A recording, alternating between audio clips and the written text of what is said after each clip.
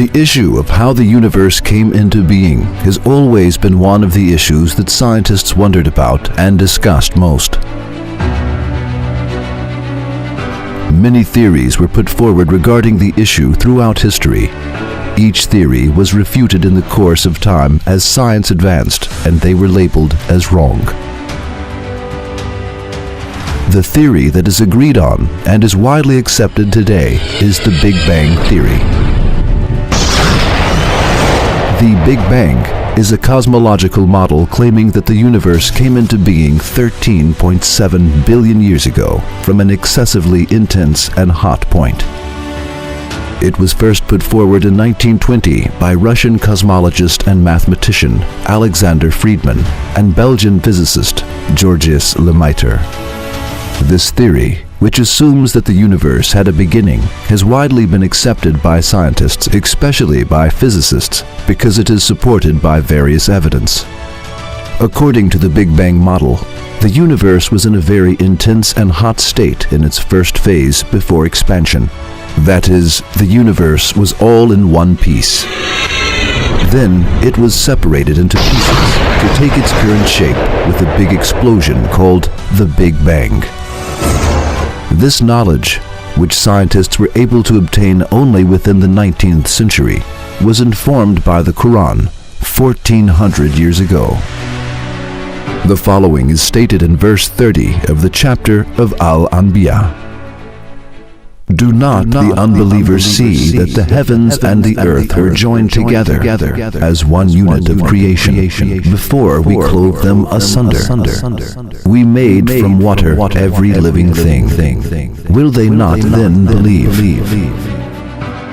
The word translated as joined together in the verse is the Arabic word ratq. It means fused, coherent, inseparable. That is, this word is used in order to describe two substances that form a whole in Arabic. The verb fatq, used in the verse, means to separate. In Arabic, this verb is used in the sense of splitting something that is adjacent and coming out by breaking something.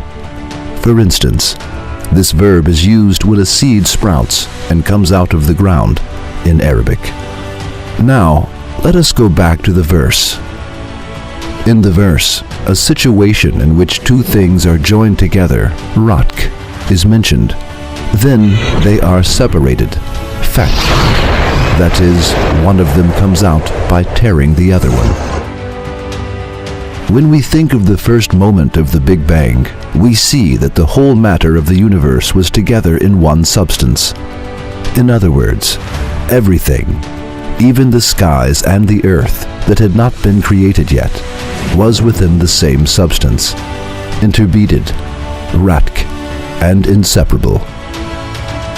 That is, they were joined together as it is stated in the verse. Then this substance broke into pieces through a big explosion. That is, the deed that the Qur'an defines as fatq took place.